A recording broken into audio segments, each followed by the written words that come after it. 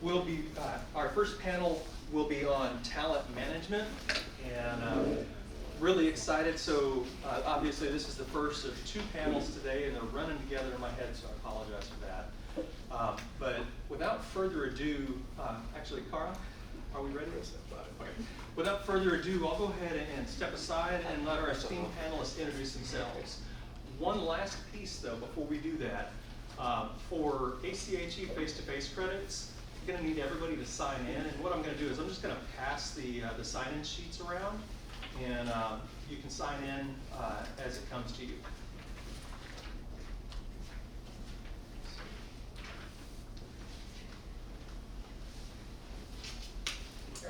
Oh, good morning. Good morning. Eric Gibson. I am principal with Clearly MD, a practice management group here in Memphis. I'm the CFO for our medical practices, with Memphis OBGYN MOGA being our largest group, 40 plus providers. I am a previous past president with our local Mid-South MDMA group, and currently am treasurer with the Tennessee Medical Group Association. And you say, I'm thinking that's the safest route. Brianna? Well, good morning. I am Brianna Yeager, and I am an associate professor and the chair of Health Administration and Public Health at Baptist Health Sciences University across the road. I'm a health economist by training, and I'm also our co-chair for our Health Corps program, which is our community-facing engagement arm. And I'll turn it over to Mark. I think those are the most important things that we need to know. Good morning, I'm Mark Hendricks. I'm assistant professor in the HSMP division at the School of Public Health at the University of Memphis. I've been teaching there going on 14 years, but I'm not a traditional academic. I'm a pracademic, is what they call me there, because I had a career in the trenches before that. Been an administrator of a rural hospital, a large medical practice group of ophthalmologists that were part of Baptist, and also summed up my career at St. Jude for 14 years before going into the teaching profession. So bring some practical, as Brianna were talking, we do have opinions, and we're willing to share them. So thank you. Well, I am serving as your moderator this morning and excited to discuss this topic that is, I think, very near and dear to many of our hearts in looking at talent development and management. I can't help but think about, with bench strength development, thinking about a football team and the importance of having your, I'll say, backups ready to perform at any given time, and the impact that your star performers have on the team as a whole. And when you think about that with your layers of management and leadership within the organization and the collaboration and integration that of them working together, describe a little bit of how that works in the organization as far as the collaboration of those layers of leadership and helping with training and development of your staff and the future leaders. Brianna? So I think the university, so Baptist is very fortunate, right? We have a university as part of our entire healthcare system. So we have 22 hospitals and all the things plus a university. So we get to see from the very beginning students who are starting as freshmen all the way to those that are now directors and in that C-suite of the corporation. They're kind of part of our team. I think what's important in the way we develop people is that it has to take into consideration what they're really good at and invest in that thing. Because asking folks to do things that they're not good at, like, hey, I want you to be in HR and you don't like to talk to people. That doesn't work, right? It really doesn't. But when you find someone and they're like, I'm really good at this, and you say, you know, I'm going to invest in that. We call it investing in our fours, right? Just like in patient satisfaction, if you know, you spend lots of times on the ones and twos if you want, but you're probably not going to get very far. Investing in converting a 4 to a 5, though, is a good strategy for lifelong brand loyalty. The same is true for employees. So we invest in our fours. We do it with our students. We do it with our employees. And that, I think, is what leads to a really strong network. We also promote internally. And that's one of those things. If you always go outside for that next level position, people will leave because they don't see that you mean it, that you're committed to them. And I'm going to take it out of academia for a little bit more from my practitioner side. My observation is that first and foremost, if you're the leader of at whatever level, you can't delegate learning and continuous growth in your employees. To me, that's where we are right now, in a breakdown of going all the way back to when everybody went corporate, and I think that we lost something there. We may have gained a few things, but it really starts in any order, whether it's a medical practice or you're running a large system. If the top leadership is not engaged in learning and growth of their employees and all the way through the organization, then how are you going to have a bench? I mean, you can't rely on academia, as proud as I am of what we do, and turning out a standardized product because we teach the standards and criteria. That is not enough to develop a bench and wonder why that you're fighting fires all day and you have employees who aren't performing to the level you expect. If we look at a military model, every commander is responsible for his team's training and readiness. And I think we've come to delegate that as we've become more corporate in healthcare. And I look back, there wouldn't be a Baptist university if Baptist Hospital hadn't decided to start a nursing school.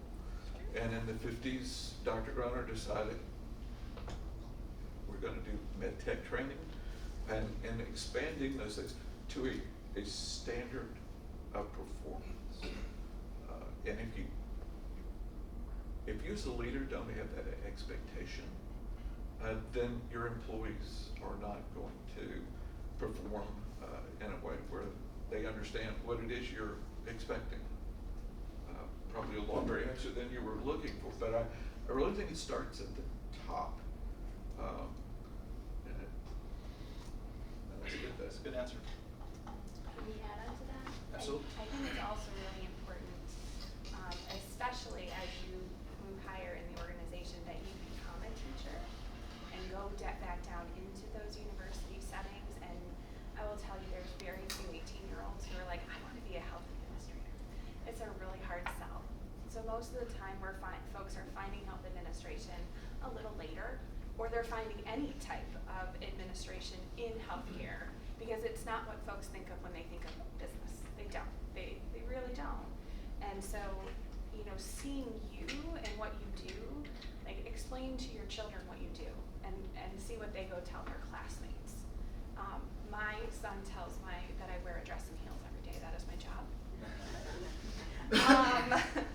But beyond that, they really don't get it. Mom goes off to the hospital system and wears a dress and heels every day because it's not the same as my dad's an engineer. It's a little harder to sell. So I think it's important that administrators, especially at the upper levels, go back even down into those middle school classrooms and elementary school classrooms to show what it is you do and what's exciting about it. So we build the pipeline earlier, and that is true because sometimes it's the moms and dads in those rooms that need to hear that there's a path for them in leadership too, because you've got some really awesome frontline patient service reps or middle of the road, that middle level of leadership, those shift supervisors that don't necessarily think that next level's for them because they've been a shift supervisor for 10 years and how am I supposed to get there? We have to help them see that this is as you continuously grow, you can do too, and seeing you helps to foster that ability, that thought process that, hey, yeah, I can grow from, my first job at Baptist, this is not my first job, but it is someone else's, as a volunteer candy striper who's now the senior vice president of the university for operations. Like, that's that career path. She's actually worked at Baptist longer than I've been alive. And that type of ability meant along the way there was a continuous push and reminder, you can do this, and here's a way to do it. Mark, you mentioned a military model comparison. That's obviously been around for many, many years. Bringing it to today, innovations in leadership development. Anything that you've seen that sticks out as a winning formula? That's an interesting question of innovation and a winning formula for today. And I am of a certain age that I'm not sold on innovative techniques that have come with the growth of technology. We spent 2 years online, and the results were less than yes. So, of course, we can have online classes and teach employees at maybe a basic level. We do that at the university with the employees. Title IX, you go watch this, and if you answer the questions, but it's not like actually sitting in the classroom and having to interact with someone and really understanding someone else's feelings about what constitutes being overly aggressive and suggestive in treatment. So, roundabout way, I think we need to go in reverse before we talk about, we'll just have employees view this canned product and that therefore they're trained in some area. It looks to me an observation that our leaders today are more interested in telling the employees what they are supposed to be thinking rather than how to think. There's a lot of videos about here's what we're doing great in the organization, instead of how can you be a better thinker and be out there on the front line and make decisions that support the mission of the organization. So I would like to dial back to the point where if administration or leadership shows up at orientation and greets people personally, which is how it used to be, and it's not a size deal, because working at Baptist back in the day when there were 8,000 employees at the old hospital on Madison, you still got a personal greeting from senior staff at every orientation, and an open door invitation. So to me, it comes down to trust, and people aren't going to learn if they don't trust you. I don't know if that directly answers your question, but new innovation, I think we're losing something that the greatest generation understood before technology Got in the way. Yeah. Brianna, thoughts? So I think it's a balance. I think we're not gonna be able to go back to the idea that we were, everything was in person, I think I had 1 or 2 classes that were fully online when I was going through college and grad school. And now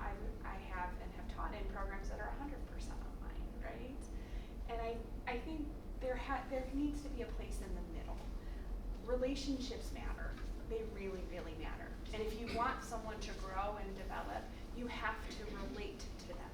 It's very hard to do in a 2x2 box. It just is. And sometimes where that relationship isn't what we think of. It's water coolers. It's the company picnic. It's seeing someone as a person first. And we've lost that a little bit. The pandemic. I was in New York when the pandemic hit. It was a very different experience than Memphis. And you know, overnight people really was like, here you go, stay in your home. It's not safe to go outside. And the same is true with academia, right? With our pipeline of developers. Here you go. You know what? I used to say you have to come to class. Now it's okay. I'm going to deliver it in 7 different formats. Pick whatever you want. And people got really lonely. They really did. And loneliness is a major epidemic now. They don't know how. So they both crave connection and don't want it, because it's super easy to put you on, you know, I would challenge you to ask your training managers in your organizations if they can tell how many people watch the videos that we all are required to do those mandatories at 2.5, 3.5, or 4.5 speed. Ask them, because I bet you they can tell you, and I bet you it's more than you think. And I don't know about you, but I love the chipmunks, they're fun. Them teaching me about fire safety so that I can, you know, work in my organization is hysterical. I probably don't remember a single thing after I pass the test and move on. Right? And that's where that relationship part really matters. And I think we have to find that medium of how do you build a relationship and foster that ability to learn. And I don't think we're there yet. And I think that's where innovation is going to go, is how do we find that middle space? Because until we do it, we're going to have people that check things off the box. I did this, I showed up, I listened to the 30 minutes of fire safety training, which is very important. Please do all your fire safety training. But I didn't retain it. And I'm certainly not going to use it. And if John Commission showed up and asked me about it, it's probably good that I have a PhD and some weird random facts stick in my brain. But it's not going to help you if you ask someone to go beyond a surface level. Brianna, earlier you spoke about the importance of promoting within and the efforts to do so, as well as strengths assessment, working your fours, getting your fours, your fives. A couple questions tied together with that. Number one, in helping someone to determine their strengths, to find out what their sweet spot could be within the organization, what kind of tools and assessments do you use? And then, with the opportunity to promote within, sometimes you have to go outside. You don't have the right person. How does that work? To be transparent, or how transparent, or is the organization with potential applicants what was right, what was wrong, and why you went elsewhere? Great question. So I think, I'm gonna answer in two parts. So I think in terms of tools and assessments, there's lots of them, right? We, Baptist as an organization, uses StrengthsFinder as one of our baseline tools. You know, if you ask most individuals, what are your top 5, they can tell you, I'm clearly a woo. You know, that helps. And it helps because it helps someone understand, I don't relate particularly well to folks that are introverts, and I have a staff full of them, and I married one. And so I've had to learn over time how to bring out what's best in them, and how for me, I talk out loud. If you ever walk by my office, I talk to myself while I'm doing various things, because that's how I learn, that's how I process things, is out loud.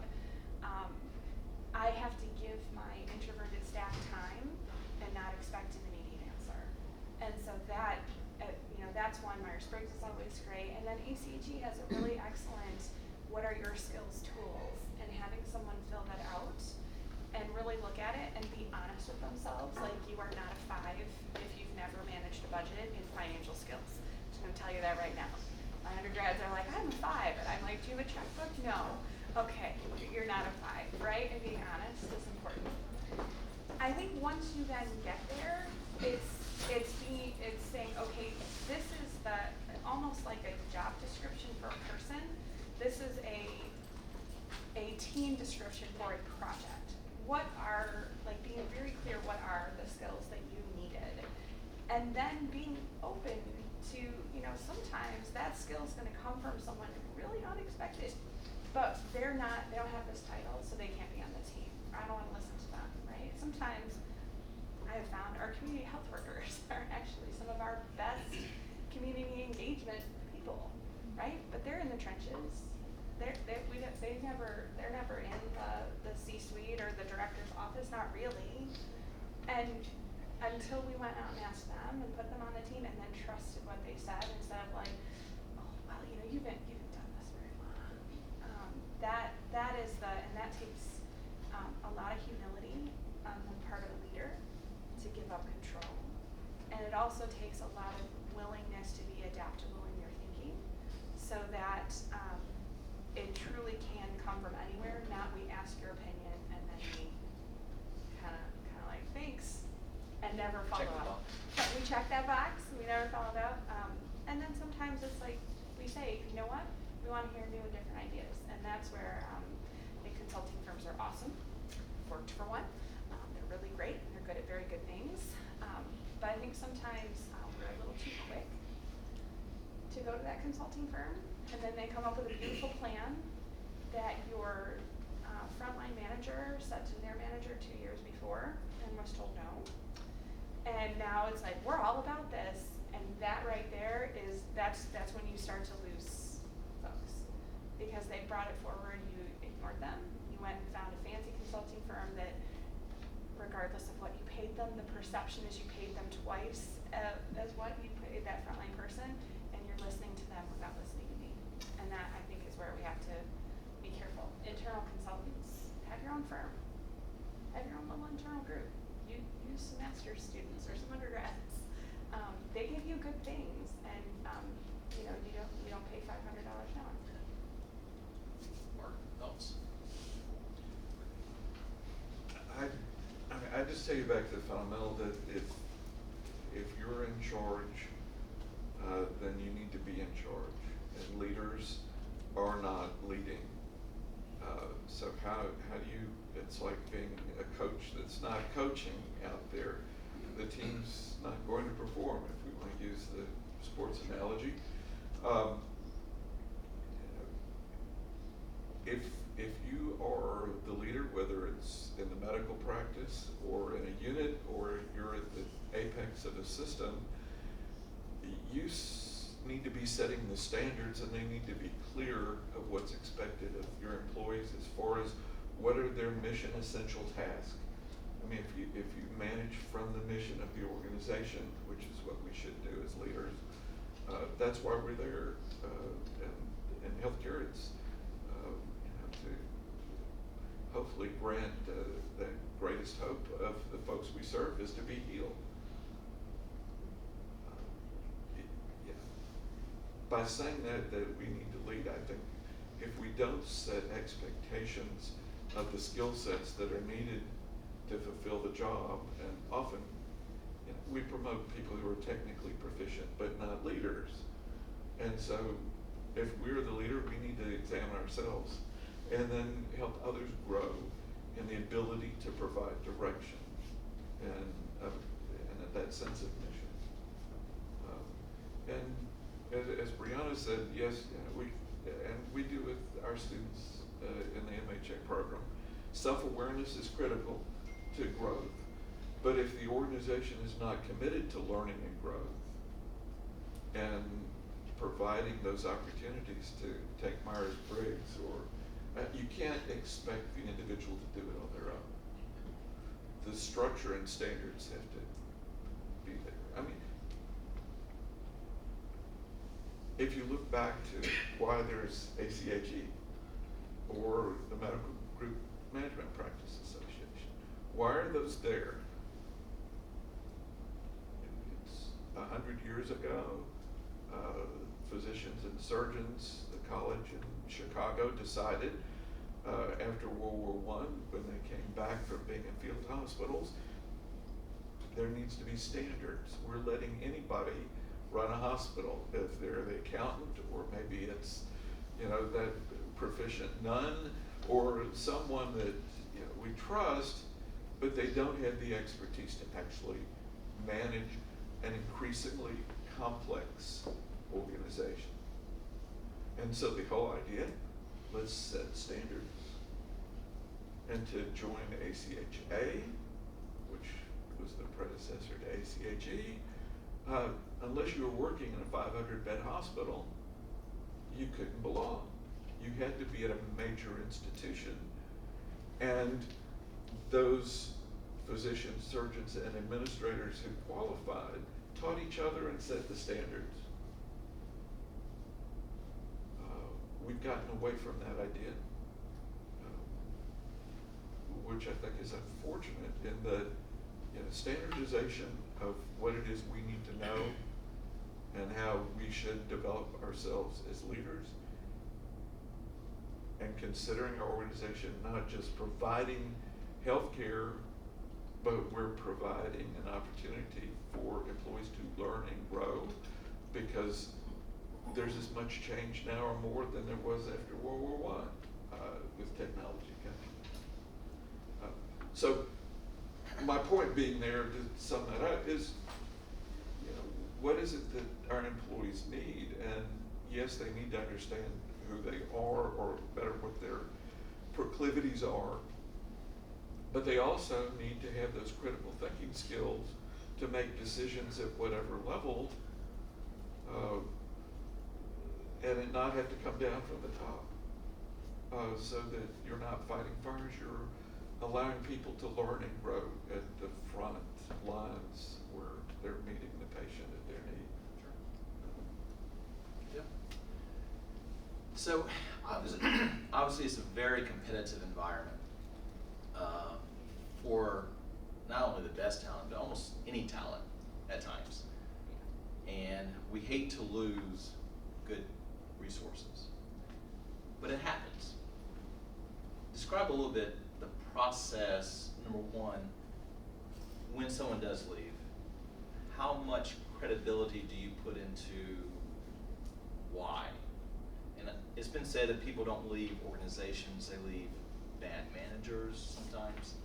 So how much emphasis do you put on that exit interview, why someone left, and then what do you do to tweak, to learn from those experiences in order to help better manage your current employees, to prevent and to help them be want to stay with the organization?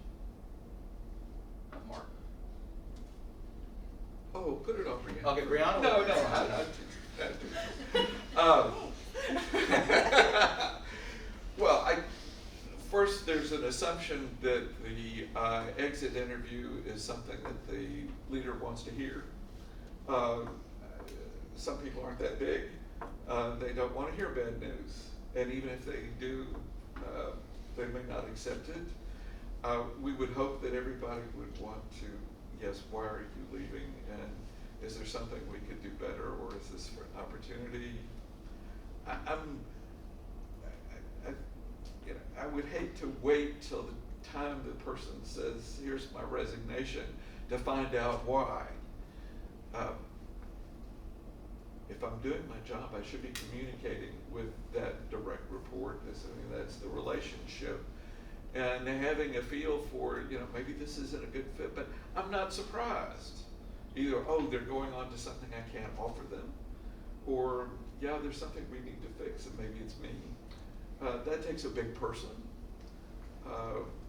And I just find as we keep evolving, and I was looking and seeing how many hospitals we have left. 1975, we had 7,156, according to American Hospital Association. Last year, we had 6,129. So, and that could be, bought up or rural hospitals closing. the opportunities are less and less, and unfortunately, the islands of excellence out there in healthcare are becoming fewer and fewer in a sea of mediocrity.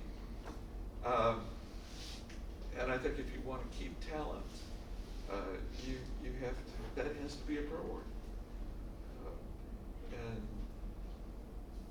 sometimes people need to leave because various reasons. But I think we can't be afraid as leaders to make the call if we're holding ourselves accountable to the mission. And I can't stress that enough. I mean, we lose sight of the mission, vision, and values of why we're there in the culture. I mean, people come and go at St. Jude, and it's a mission beyond. Sure. But if you're keeping that communication, or I'm speaking to the leaders example, you don't have to be buddies, but you need to be open to know what's going on with your staff. So I'm gonna look at it two different ways. I think exit surveys are good if we actually read them and are willing to hear them. I agree. You have to be willing to hear them. I think it takes when someone leaves, it's often like a divorce where you go through stages of grief, and sometimes you're like, oh, thank God, I don't gotta deal with you anymore, right? Because it's been breaking all along, and as human beings, we have an amazing capacity to ignore something we don't want to deal with.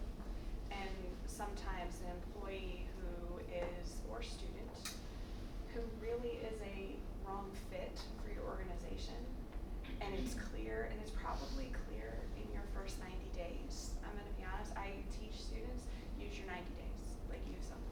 Because if it's not a fit then, it's not gonna be a fit 180 days later either. So be honest about that conversation, and then do the thing that makes people leave with grace, and that's help them find their next place. I think that is where we don't succeed. Is it's clear, and I there are a couple of examples when I ran 3 school-based health centers in Chicago. It was clear in the first 2 weeks that it was a bad fit. It was a really, really bad fit, and I could continue to try to fix it and do all the things that were going to make this person a good fit. But the reality was I wasn't going to fundamentally change who they are, and I wasn't going to fundamentally change our business model. Like, it just wasn't. So I started that conversation on day 15. Where do you want to go with your life? What's that look like for you? I've got this, and I happen to be part of another really big hospital system. So I was at Rush at the time. We've got this really interesting opportunity over here. I'm going to connect you with the manager. I think you should go have coffee with them, right? So it's not, I want you to leave. I do. But instead of doing that, I say, I really think this is not, you have bigger things ahead of you, and I want to help you get there faster.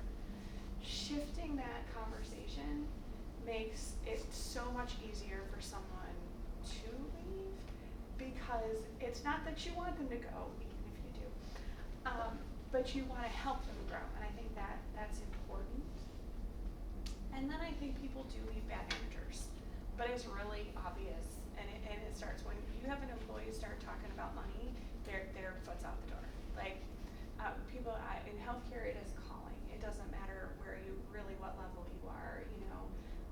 It truly is calling. You want to be part of your community, help someone. It's often the biggest employer, especially in our rural areas. They don't want to leave your organization. We do a great job of selling them how awesome we are. But if they start talking about money, they don't feel heard or valued. And absolutely, somebody who has a same job type of person, let's take LPNs, awesome role, right? Really necessary. The pay range is not that different. Organization, it's not. So St. Jude's going to offer them $2 more an hour, and they're not happy with you. They're going for $2 more an hour, period. There's nothing you can do there. But if you are, let's say you're $2 less, but I've got a leadership plan. I really want to put you in this. I think you can do this. Well, now I'm gonna stay even though I'm making less because you value me in a way that I don't know that other place is going to. And the thing I'll tell our students is the grass is never ever greener. It's different grass. That is true my entire 20 years in healthcare. It is never greener. It's just different grass, and you have to figure out: are you willing to put the investment and the time and get to know how this grass works? What's going to make it pretty and green for you, as opposed to wintertime grass. So I granted that you're not a proponent of having security show up at the cube and escort the employee to their car? No, no. I think that Happens all the time. it does happen all the time, and I think that how we have people leave really matters. Sometimes that has to happen. I have done that too. I have walked an employee out because they needed to be walked out. But people understood why. But people understood why. Yeah. And here's the thing: I walked them out. I didn't have security do it. I didn't have, and it was not a good relationship. And I was very happy to shut the door because it was not a good fit. But I made sure that they knew that I cared about them and that I was hopeful for their future. And then I sent an email to the rest of our staff, and I said, we wish so-and-so well. We hope, they are on to new and better things. No one needed to know they were fired, right? Because they're friends outside work, and they're going to talk to each other. No one needs to know that, and no one wants to be like, hey, I got fired today. Woohoo! Oh, right? They don't. They're embarrassed. They really are. It doesn't matter if it was a necessary thing. That it's important how they leave. It just really is. So, I'll say piggybacking a little bit what you mentioned earlier, people may want to leave. Sometimes there's a gap with someone who's truly a potential future leader. They're not there yet. There's not an opportunity yet. How does the organization, I'll say, work with those future leaders to help them see that opportunity within the organization to stay there and to stay on track versus finding that opportunity somewhere else? From a succession standpoint or just team building? So I have a lot of young people, and I will tell you this: if they're not continuing to grow after 2 years, we encourage them to leave. Because if you're not helping them grow, there's no reason for them to stay. And grow doesn't need to be big things. It can be little things, right? It can be an assignment to a committee that is, got folks with titles that are higher than theirs, because that's that networking and FaceTime. If they're not doing that, there's no reason for them to stay. There really isn't. And I think that's what we need to maybe embrace a little bit more. The other thing that I will say is it's really easy to start your own business. We had some of the most small business applications in the last 2 years than we've had ever in the history of this country. And this I'm going to say 45 and under crowd who's lived through their whole world being turned upside down, they're not afraid either. They're like, I'm going to go do it. So I think we have to find ways to embrace that and either have a plan that helps you grow and really, really visibly grow, or send them but keep the relationship. There's a couple places I know, some in town, where it's like, well, yeah, you go away for 2 years and you just come back, right? And now you're at the level you wanted, but they also bring all sorts of new ideas and a different perspective that helps you grow. So it's kind of being, willing, and sometimes you got to take those, especially the more entry level, and say, we love you. Go get some experience somewhere else because it's going to help you in the long run, and it's going to help us too. With that, how specific might you get with whether it's an evaluation or performance discussion, looking at a 2, 3, 5-year specific plan for that person? Do you get that specific? I'll let you answer that one. How do you do? Well, let me step back, just one step back. If it's not part of the organization's culture, it's not going to happen. If the organization is a teaching organization, a learning and growth organization, if that's part of the DNA, which, you know, in the past, large hospitals were teaching hospitals, and you had interns and residents, and there was that idea education is going on in this institution, and it changed the whole complexion for not just the medical side, but for the administrative side. And so, you know, hospitals had every year they brought in administrative residents, now called fellows, but it was the same type of rotation idea that you had for your physicians and surgeons. And so there's a mindset of learning and growth, and then you sat down with the employees and said, yes, where are you going to be in 1 year, 5 years? Here's a progression. If this is an interest, let's see if we can get you to that level. And you were coached, and that, I mean, that included department heads. And you know, you had a progression of and I tell you, thinking of Baptist here was very dynamic in taking pharmacists and moving them into administration because of their organizational ability and their training. I can think of 3 or 4 that left the P&S pharmacy and all of a sudden were in management and did a bang-up job of being coached. But you can't just say, here's a 5-year plan, in 2 years we're gonna do it. It's an attitude that you have to set, whether you're just managing 5 people in the cardiac lab. Are those people going to become superstars? No, they're, but how do we become more effective and efficient at cutting down wait times for the patients? That happens with people that are looking at it every minute. It's not coming down from upstairs to say, how can this department cut costs and still provide better care? And that's a daily process, but it has to be in the mindset first. It's not a given. And I think we get frustrated because we've lost some of that attitude of, we're not here just to collect a paycheck, but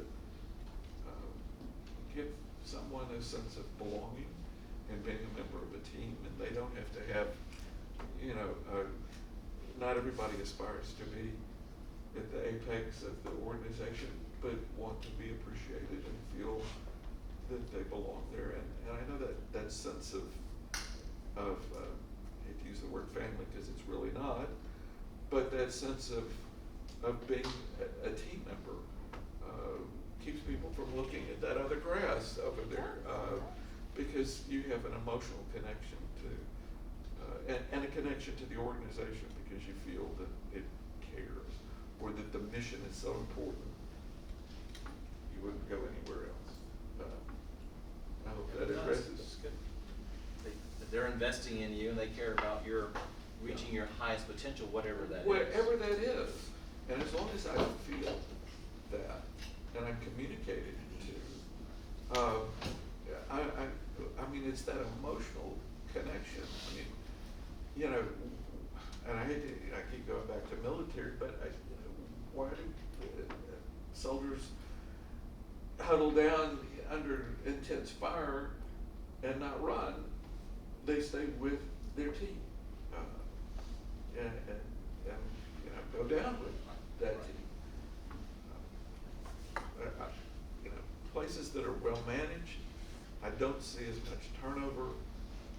I see loyalty, commitment, because basically people want to feel a part of something significant.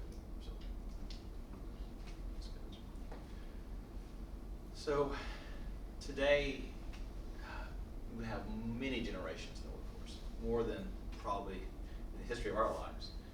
And, you know, I say we probably all had seminars and discussions about generational differences, but clearly diversity is important at many levels and in many ways. But there's different levels of types of diversity.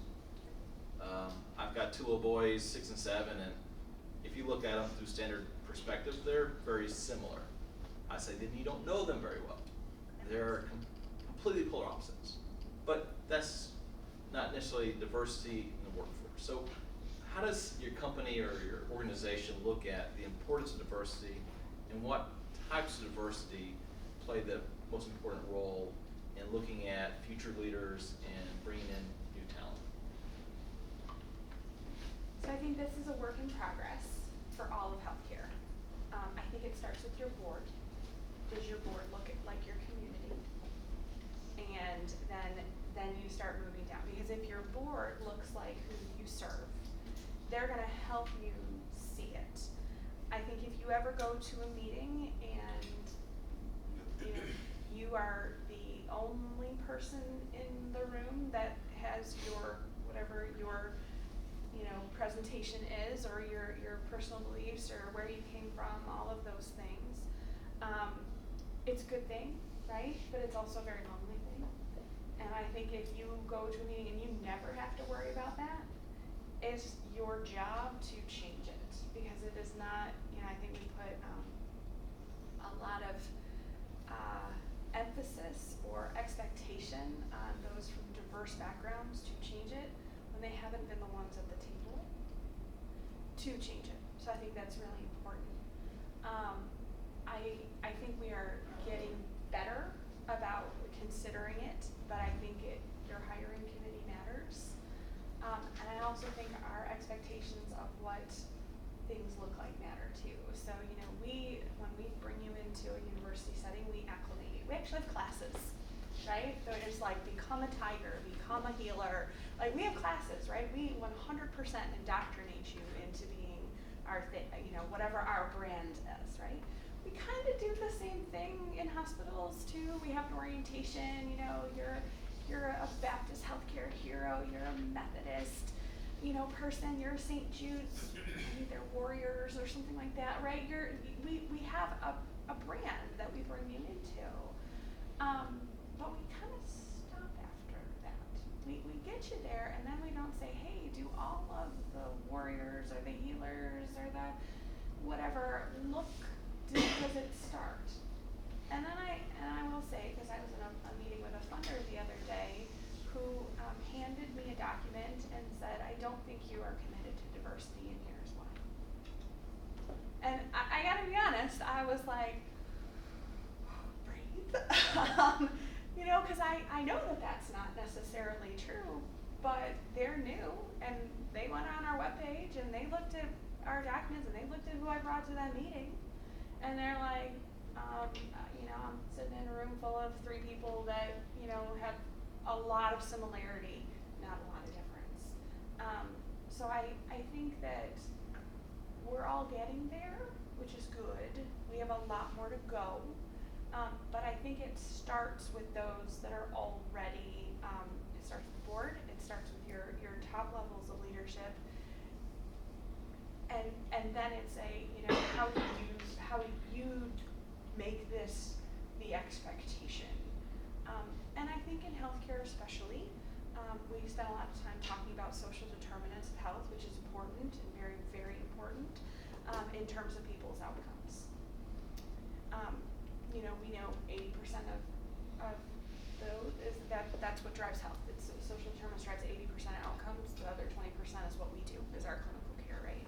But we spend very little time, and we're very uncomfortable talking about those things and recognizing we might be the problem, right? The 20%, we're the only commonality in all of these things. And so I think that humility has to go a little longer and grow a little more until you walk into a room and it's never homogenous in any of the things. It doesn't, it could be race, it could be gender, it could be income, it could be religion, it could be age.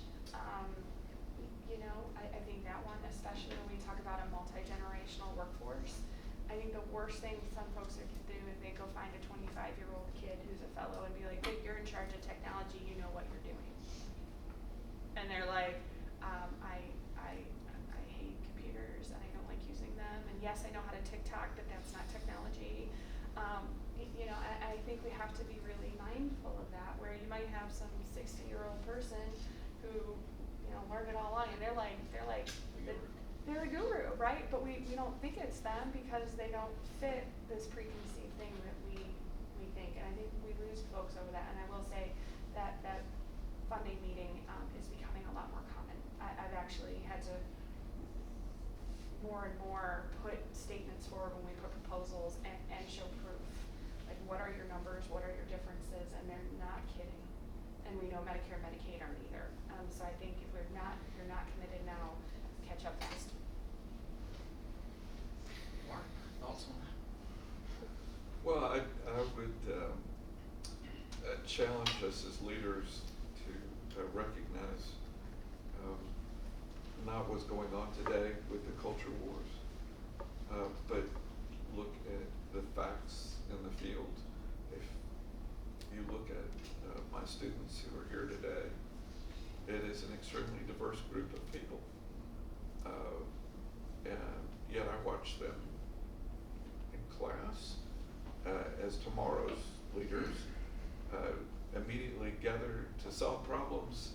And how are we going to prepare for after class the other night? They were preparing for the next professor the next night, and there wasn't a hesitation of like, oh, well, we're over here and you're over there. I have a totally diverse group, religion, race, whatever persuasion you want. And this is not a new trend. For the past 4 or 5 years, classes have become increasingly diverse. And that isn't because we said, oh, we're trying to admit a certain... Enforce it. Yes, it's not forced. It's there, folks. Get over it. It's an international world now. I'm a second-year student here in Gayatri, who helped organize this, of Indian descent, and the days of fixed power structures is still with us. Obviously, I'm not ignoring it. I'm just looking 10 years down the road. We probably won't have to have all this education of diversity and equity, because the next generation's already there. The problem for people, younger than me, at this stage is adjusting. When I was in school, there was no diversity, but that I don't think the clock can go back. No matter who's promising you that politically, just the feet on the ground for the next 10 years, and people who are going to be soon fellows and then managing in healthcare. Just looking at one group, it's already there. It's here with us. So I'm very hopeful and excited. Great group of kids, and I can call you Daddy. But I wanted them to be here today with you all to see and learn, but also for you to see. You're showcasing your students. Kind of on that note, and talking about the future, and you talked before, Mark, about some of the deficiencies potentially in the culture and in leadership today. What would you consider some of those skills and talents that are missing or have become less focused on, and that over the next generation, 10 years or so, need to be the focus, and what your organization could to do in recognizing that to help steer people back to those skills and those talents that matter the most in leadership. Well, okay, all right, I'll take that one. I'll follow up. All right, okay, I'll tee you up, how about that? All right. I think the two things that I see when I look at the breadth of who comes in, so the demographics of undergrads are much older. Actually, in most universities, outside of your big power football universities, you know, students aren't starting at 18 and graduating at 22, they're not. They're starting at 20 and graduating at 26. So they're older when they're starting that entry level job, which means they're a little more formed in their ways. They maybe have more responsibilities and things, which also means they're a little less flexible and a little less willing to operate in uncertainty. You know, so I think that an ability to operate in uncertainty is important. I also think we have several decades now of folks that were told what to do, how to do it, and this is what you'll give back. And if there was any type of deviation from that process, they were a problem child, or a problem employee, or a problem adult. And that kills your, you know, that critical thinking we all say we want. But when they're like, this doesn't make any sense, we should do it this way, and we're like, shh, pay your dues. You know, that type of thing. So I think we've kind of bred that out a little bit. We're gonna have to go back to it. And then the last thing I will say is I think, you know, folks don't see a career as 40 years at the same place. They just don't. And they're, you know, we're much more mobile, we're much more willing. Folks wanna be able to have, you know, that flexible schedule, which you can in some places and you can't in others. And so I think we're gonna have to find that way to see how do we see work and the value of work when it doesn't look like sitting in an office from 9 to 5. And it might be, you know, the CEOs hanging out in the Starbucks in the lobby, you know, working from their laptop and greeting patients but still getting their job done, and those types of things. I think we're gonna have to find a way to help folks do that, because it actually is very hard to multitask and be good at it. So I think those are the things I would say we need more of, and probably need more help into. Alright. See you up to you, man. Okay. Well, I'm going to ask a very simple question. I know there's some folks in here that can answer that. But why are we hired? To solve a problem. Oh, you get an A in the next. That's recorded, just so you know. So, I mean, if you take it down to the basics, why are we hired to do anything? And we're there to solve problems. I think that's what we've lost in teaching the next generation. And look at the city. You know, how do you go about getting a car tag? Things don't work. Hey, they replaced all the streetlights with LEDs, but forgot to turn them back on. And some are flickering as you drive down the street. Nobody's come back and said, let's fix this. And I see that at all levels, that people have forgotten why they're there. And the generation, I mean, and I sound retro and look back to the folks from the greatest generation. I mean, they came out of World War II, came back to civilian life, but with this attitude, let's solve these problems.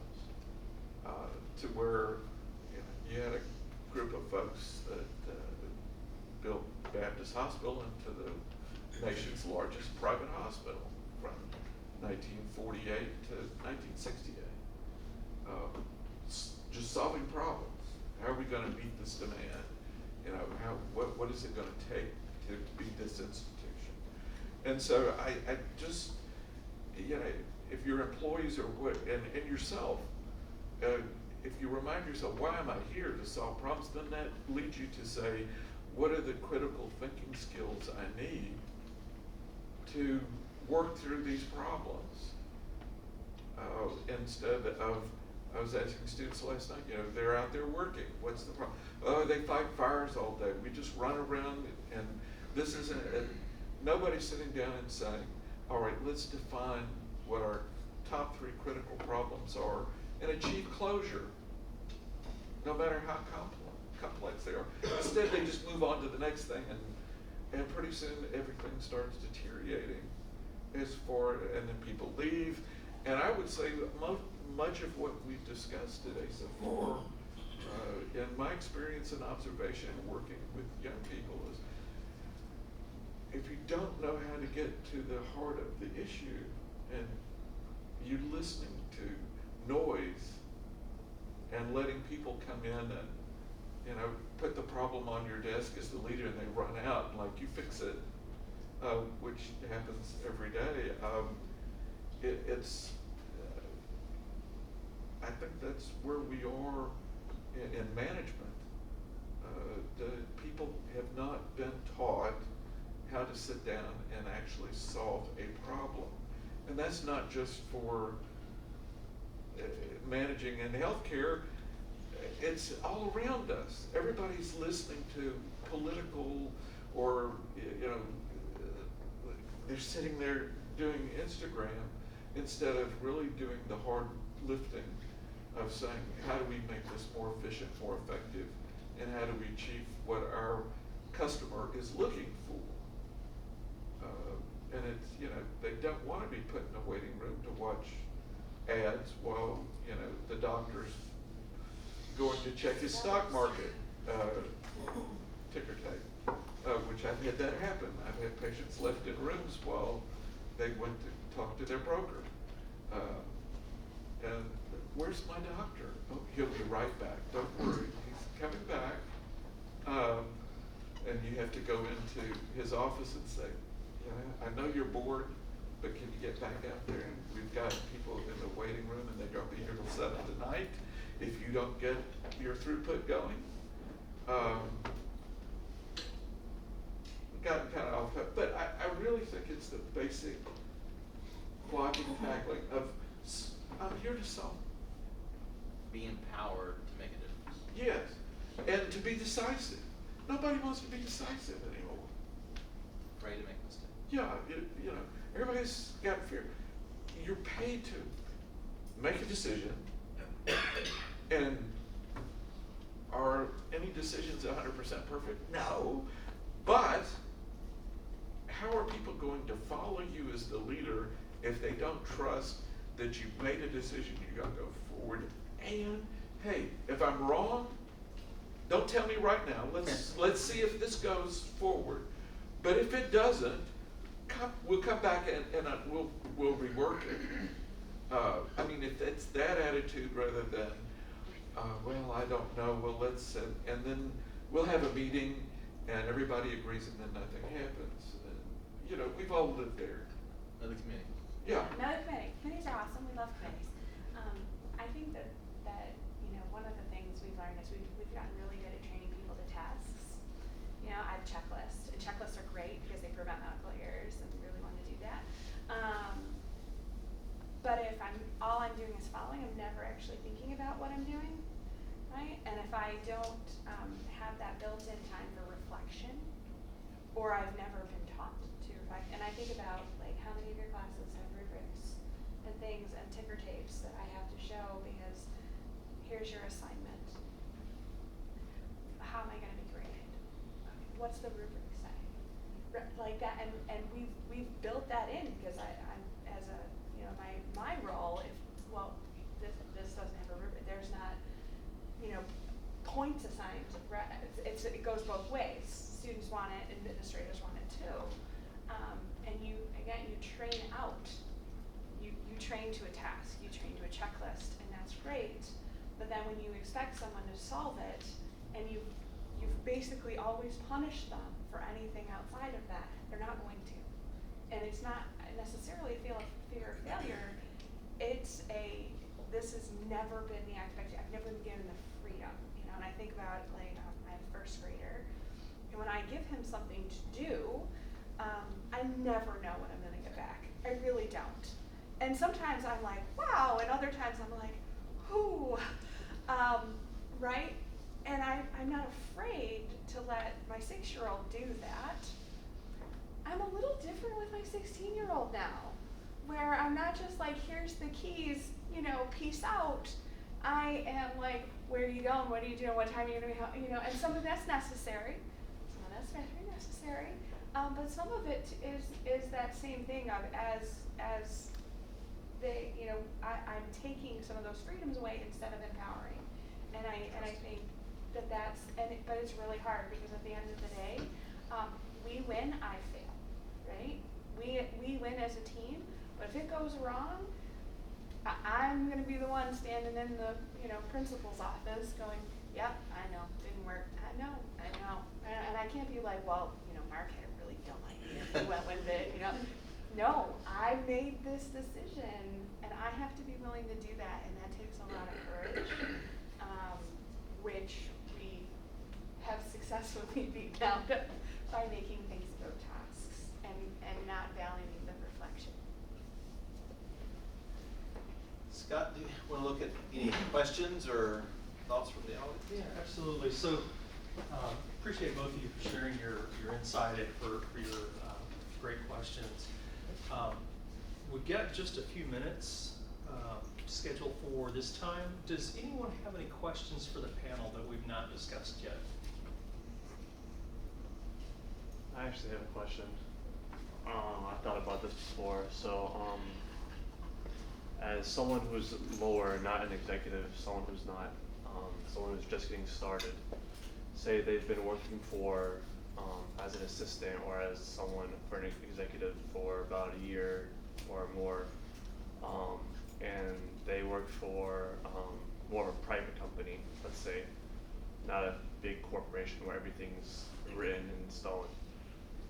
How does someone who has been working there for like a year or 2 years kind of try to grow without having to keep pressing their bosses and keep asking and keep going about, you know, like, you know, after, do you just have to wait for their evaluations every year or every 6 months, or should they be expecting something, or like, does there need to be a certain time frame or opportunities? You just have to wait for a certain moment to ask? I'm asking for a little bit of personal experience, but also just in the future, how does someone who is getting started, who has the experience and who has done everything their bosses have expected of them, to grow and take further steps in the company? So I think you will always, throughout your entire career, coach up. Like, it's a skill you probably need to learn if you don't have it already, because as Dr. Tuttle would say, you are 100% the CEO of you Inc. And your growth is 90% you and 10% others. And he might give different percentages, so don't quote me on it. I think you have to ask for feedback, but you have to be careful in how you go about that. So when I think about all the employees I've managed over my career, the ones that I have invested the most in come to me with you know, these are the things I think I do well, these are the things I don't think I do well, what would you suggest I do next? So they've kind of done the work for me. It's not like, hey, I just want to know how I'm doing, and then I'm like,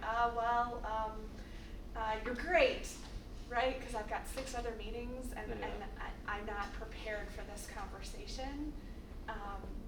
So I think you have to really develop that skill to coach up, and the best way is do it yourself. You know, give yourself every 3 months, every 6 months. You pick a time frame, doesn't particularly matter. You know, here's what I've worked on. This is what I've accomplished. You know, basically every time you update your resume, do the same thing. And here's where I think I need to grow. And then make a meeting.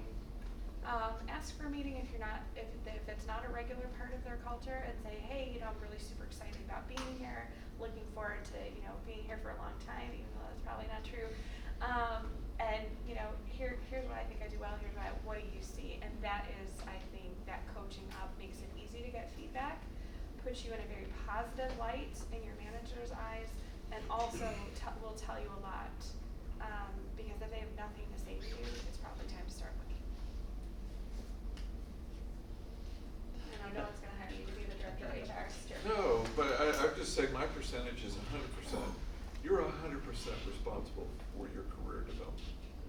If you're lucky to have a boss or work in an organization that is progressively trying to develop folks rather than just give titles and move you from cube to cube till you get a corner office and a parking place at the door, if that's what you're looking for, I hope not. I mean, it's, you have to plan what skills and be self-aware, like we talked earlier, of, you know, what's your Myers-Briggs, what's your DISC assessment, you know, how do you handle conflict, and does that need to be changed? Do you know, if you're going to get along in teams, and, well, but your education and reading and constantly keeping up with, you know, different sets of skills that you feel you need to solve problems in whatever area you are, whether it's banking or you know, it's your responsibility these days. The days when, you know, ideally I wish organizations, and like we talked earlier, were learning and growth, because I think the way things are changing, they're going to disappear if they're not. But that's particularly true for you, and particularly your generation, because what's happening today is not, like Gretzky said, I don't skate. You know, I skate to where the puck's going to be, not where it is. And so it's your job to think about where's the puck going with my career. And it's a challenge for all of us, no matter where we are. I mean, it doesn't stop. You and I are both still in academia, having to learn new things. I Yeah. the seminar a month at least. If you're not reading and listening to, I mean, there's so much to there available. 30 minutes of a podcast, and if you're wise in the ones you're looking at, but I mean that we turn that around from our standpoint. How do we direct our employees? You know, I don't have a budget to do, but here's what I would say you need to be doing at home, and you know, instead of watching Succession rerun. Leaders or readers? Readers are readers. They are readers, so. I win awards on Kindle. Yeah. Learn a lot of books. I hope that helps. Help. Good question.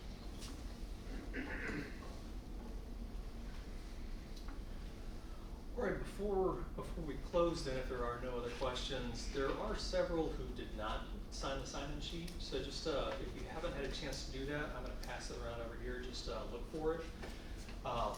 Thank you everyone for coming this morning, and especially thank you to our panel.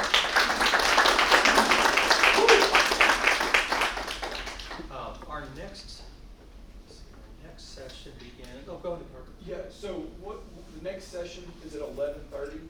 We've got sandwiches being delivered any minute, so we'll have about 45 minutes for networking, sandwiches, and then 11:30 to 1. Okay. Right? Yeah, 11:31. And then, Nick, I'm going to ask you this. Do you remember where the nearest public restroom is to where we are now? Or So maybe it's right